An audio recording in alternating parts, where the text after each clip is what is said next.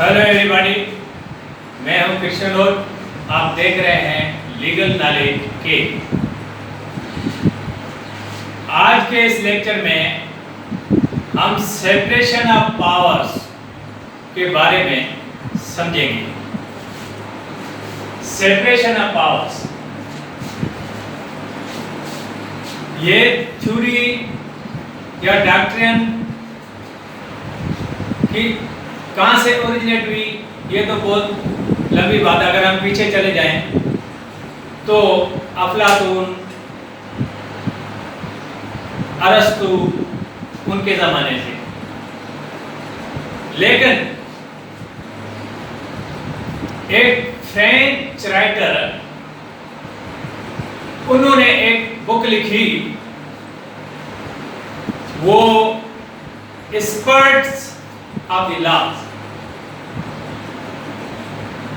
वो मॉन्टेस्क्यू थे जिन्होंने बुक लिखी।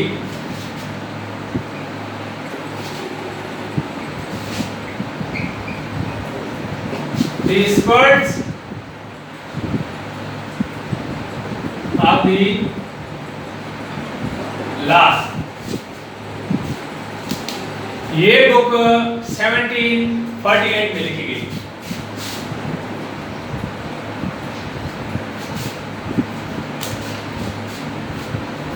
इनमें मॉन्टेस्क्यू ने ये समझ के लिखा कि गवर्नमेंट के पावर्स अगर किसी एक पर्सन या एक बॉडी ऑफ पर्सन्स को दे दिए जाए तो वो तो फिर अपनी मर्जी पे करता रहेगा, अपनी मर्जी पे लॉ बनाएगा और एग्जीक्यूट भी अपनी मर्जी में करेगी। इस सिस्टम में लिबर्टी नहीं रहेगी। फिर उन्होंने इसके मुताबिक जो कहा कि there are 3 organs of government, वो लेजिस्लेचर, जुडिशरी और एग्जीक्यूटिव। ये 3 ऑर्गन हैं जिसमें लेजिस्लेटिव पावर लेजिस्लेचर को दिया जाए, जुडिशियल पावर जुडिशरी को दिया जाए और एग्जीक्यूटिव पावर एग्जीक्यूटिव ऑर्गन को दिया जाए, अलग अलग दिए जाए। अगर ऐसा नहीं हुआ तो फिर उसमें आजादी नहीं रहेगी। किसी एक ही बॉडी, किसी एक ही ऑर्गन को तीनों पावर्स दे दिए जाए तो वो फिर अपनी मर्जी पे बनाएंगे लॉ, एग्जीक्यूट अपनी मर्जी पे करेंगे। उनको इंटरप्रेट करने के लिए कोई निजाम नहीं होगा। तो ये 3 ऑर्गन्स या 3 पॉलिटिकल ऑर्गन्स या जो भी आप समझें, इनमें तकसीम किए जाए। वो ऑर्गन्स में आपको लिख के बताता हूं।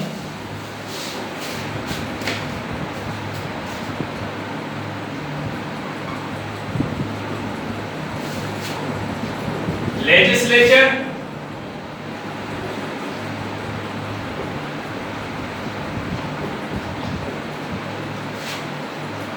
जुडिशरी,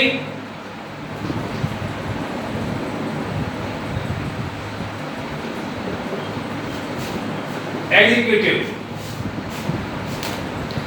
ये 3 है। इन तीनों में पावर जो है तकसीम किए जाए। अगर एग्जीक्यूटिव और लेजिस्लेशन या लेजिस्लेचर है, इन दोनों को आप मिला दिया जाए तो इसमें टेक्निकल लॉ बनने का खदशा मौजूद रहेगा।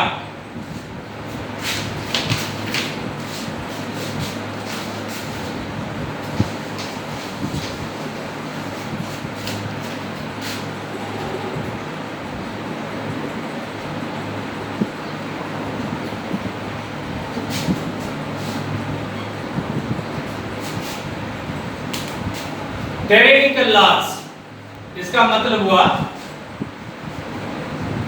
जालमाना कानून,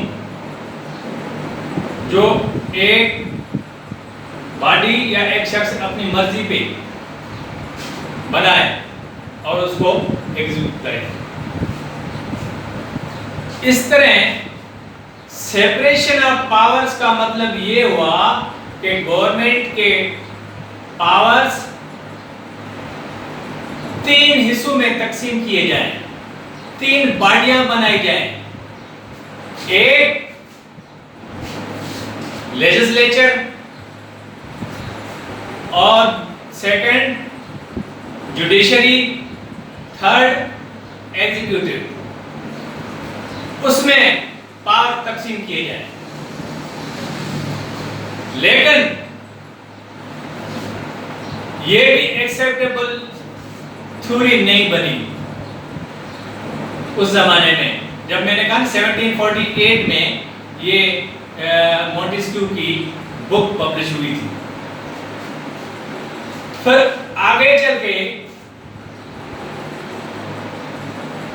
ये कंसेप्ट आया कि पावर तकसीम तो किए जाए, लेकिन इसके साथ चेक्स एंड बैलेंसेस का सिस्टम जो है वो भी होना चाहिए। मॉन्टेस्क्यू ने भी इस बात पे जोर दिया कि चेक्स एंड बैलेंस होना चाहिए।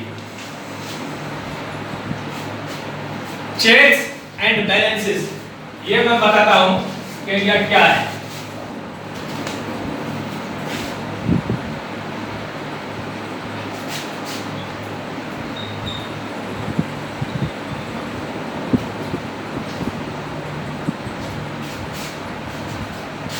चेक्स एंड बैलेंसेस,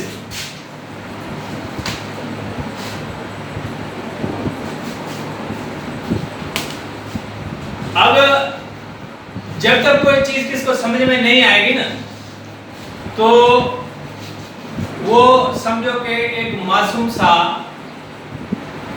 बन जाता है। क्यों? उसको कोई चीज समझ में नहीं आई। अब चेक्स एंड बैलेंसेस ये है क्या? ये नहीं है। आप समझे कि बैंक में चेक भेजा आपने 2 लाख का, और फिर बैंक वालों से पूछा, भाई चेक भेजा है मैंने 2 लाख का, अब मेरा बैलेंस कितना है? वो बताएगा 5 लाख तुम्हारा पहले था, 2 लाख का चेक भेजा, बाकी 3 लाख तुम्हारा बैलेंस में। तो चेक्स एंड बैलेंस वो नहीं, ये नहीं समझना। चेक्स का मतलब किसी काम को देखो, उसके ऊपर नजर रखो, उसको चेक करो, अगर सही है तो जाने दो, अगर सही नहीं है, आपकी नजर में गलत है, तो उसको रोको। ये है चेक्स। और उसके बाद क्या है? बैलेंसेस। बैलेंसेस का मतलब ये 3 ऑर्गन है, लेजिस्लेचर, जुडिशरी, एग्जीक्यूटिव। ये अगर कोई इसके ऊपर चेक्स नहीं होगा तो वो अपना अख्तियारात जो है, वो लिमिट जो कॉन्स्टिट्यूशनल लिमिट होती है उससे बढ़कर भी इस्तेमाल कर सकते हैं, तो ये लिमिट से ऊपर चले जाएंगे। इसी तरह इसको रोकने के लिए चेक का सिस्टम होना चाहिए ताकि बैलेंस बराबर रहे, कोई अपनी अपनी हुदूद पे, तीनों ऑर्गन जो है अपनी लिमिट के अंदर रहे, बैलेंस बराबर रहे। तो बैलेंसेस का मतलब ये हुआ, चेक्स एंड बैलेंसेस एक दूसरे का चेक होना चाहिए। एक ऑर्गन जो है दूसरे के काम पे थोड़ा नजर रखे और उसको चेक करे, तो फिर बैलेंस बराबर रहेगा। अब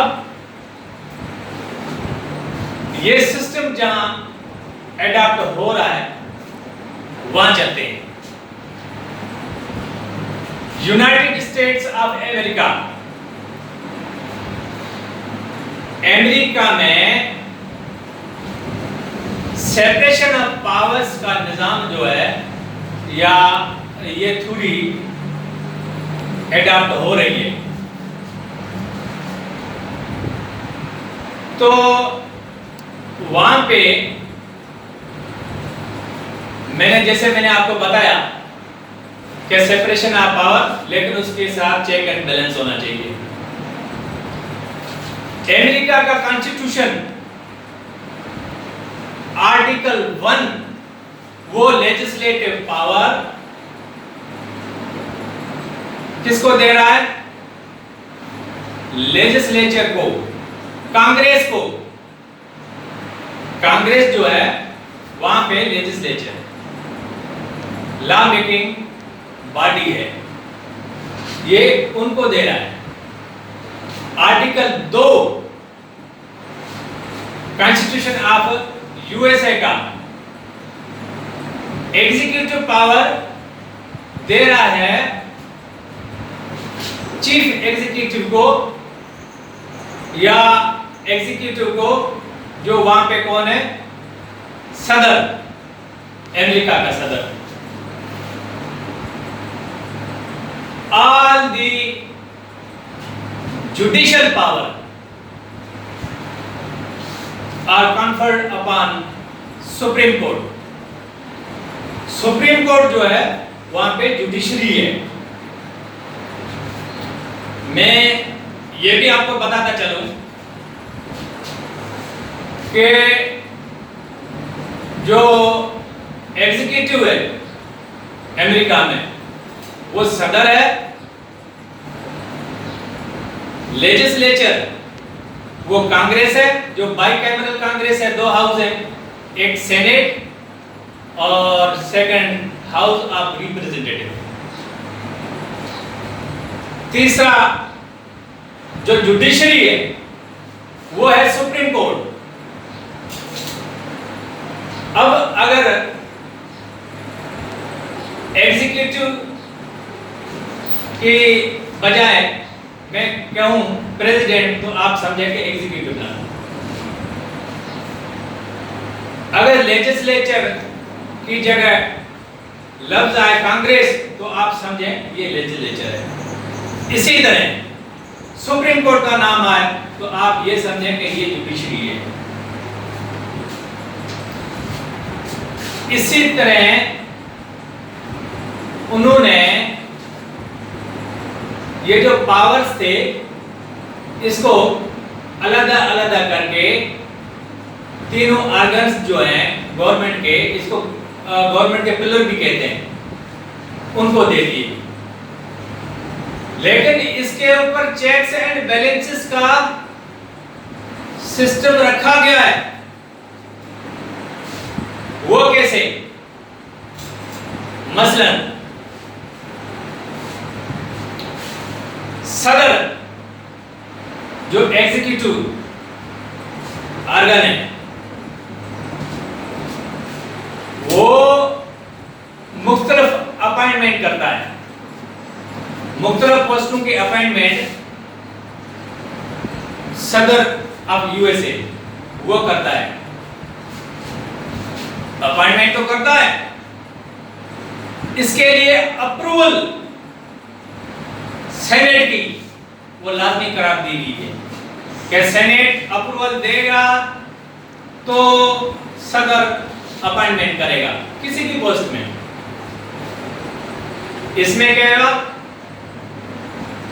कि कांग्रेस एग्जीक्यूटिव काम के ऊपर नजर रख रहा है, चेक कर रहा है। क्यों? अपॉइंटमेंट तो हो रही है, जब तक सेनेट अप्रूवल नहीं देगी सदर अपॉइंटमेंट नहीं कर सकता।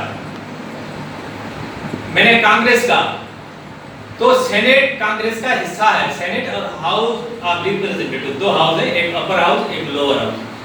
ये कांग्रेस है, सेनेट भी कांग्रेस है। कांग्रेस सदर के ऊपर चेक करता है। अब रहा जुडिशरी। जुडिशरी कैसे चेक करेगा सदन के काम के ऊपर? ये तो बहुत से हैं, लेकिन मैं एक एक आपको पॉइंट समझा रहा हूं ताकि वो आपको समझने में सिर्फ आसानी रहे। सदर का कोई भी एग्जीक्यूटिव ऑर्डर उसको सुप्रीम कोर्ट देखेगी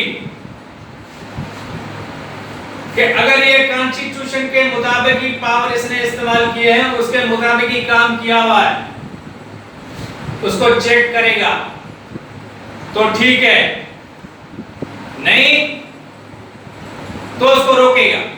कैसे रोकेगा? उससे एग्जीक्यूटिव ऑर्डर को अनकॉन्स्टिट्यूशनल डिक्लेयर करेगा सुप्रीम कोर्ट, जो जुडिशरी है। मैंने कहा था थोड़ी देर पहले, तो चेक का मतलब उसको देखो, नजर रखो, सही है तो जाने दो, गलत है तो उसको रोको। ये है चेक्स और उसके बाद बैलेंसेस। अब सदर के काम को कांग्रेस ने भी चेक किया, जुडिशरी ने भी किया। अब कांग्रेस का जो काम है उसको सदर कैसे देखेगा और जुडिशरी कैसे देखेगी, इसका मिसाल ले लेते हैं।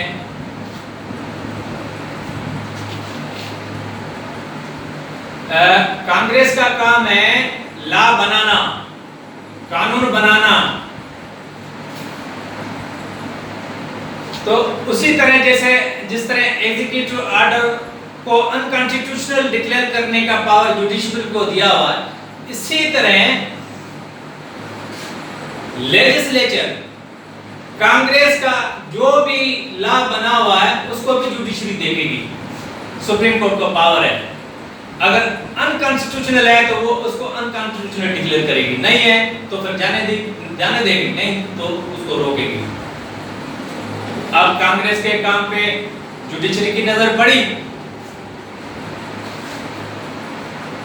अब सदर कैसे कांग्रेस को काम को चेक करेगा?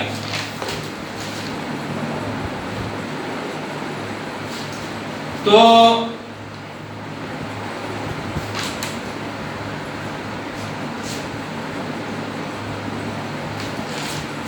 अब बहुत सी चीजें होती हैं, देखें कि कैबिनेट की अपॉइंटमेंट है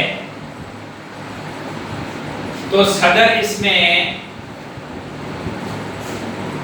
न सिर्फ लोअर हाउस जो हाउस ऑफ रिप्रेजेंटेटिव है उससे मेंबर लेता है कैबिनेट का, लेकिन अपर हाउस से भी लेता है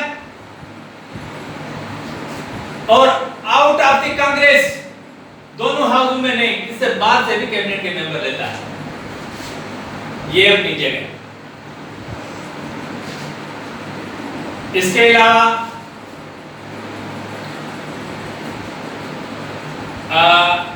कांग्रेस का जो काम है तो सदर के पास वीटो पावर भी है। ये चीज भी सदर किस पे नजर रख रहा है? कांग्रेस के काम के ऊपर। अब आ जाते हैं third organ of the government, कौन सा? जुडिशरी। ये दो चीजें तो हमें समझ में आ गई, लेकिन जुडिशरी के ऊपर सदर कैसे नजर रखेगा, चेक करेगा, और कांग्रेस कैसे चेक करेगी? मसलन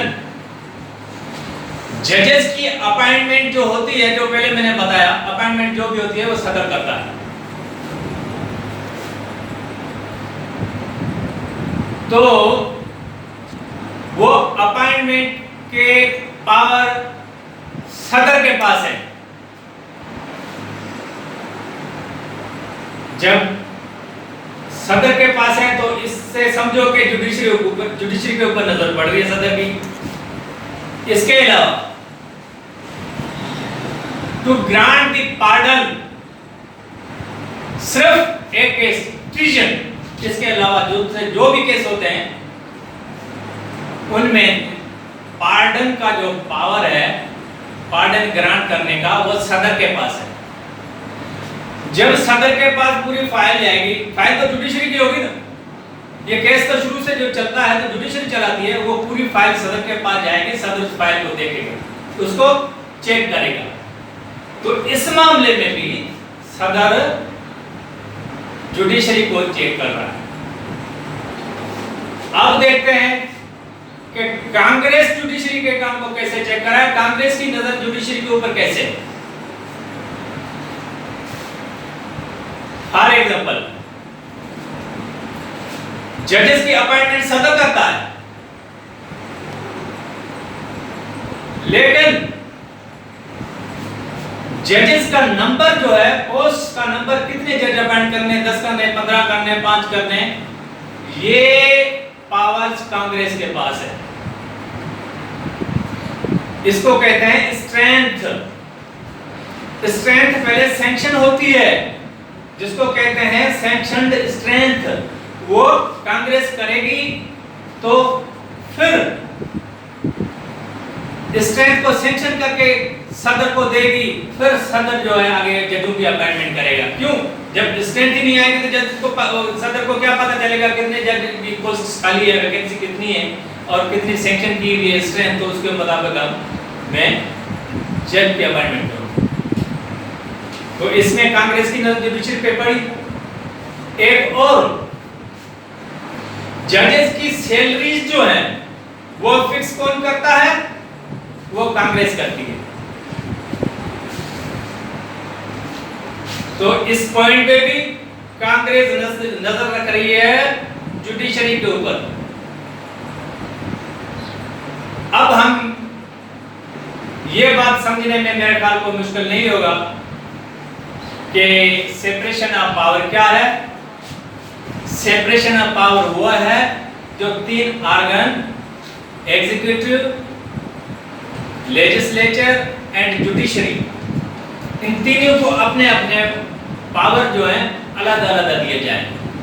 चेक्स एंड बैलेंस, ये चेक्स एंड बैलेंसेस ये है कि एक ऑर्गन दूसरे के काम पे नजर रखे, उसको चेक करे, अगर सही है तो जाने दें, गलत है तो उसको रोको।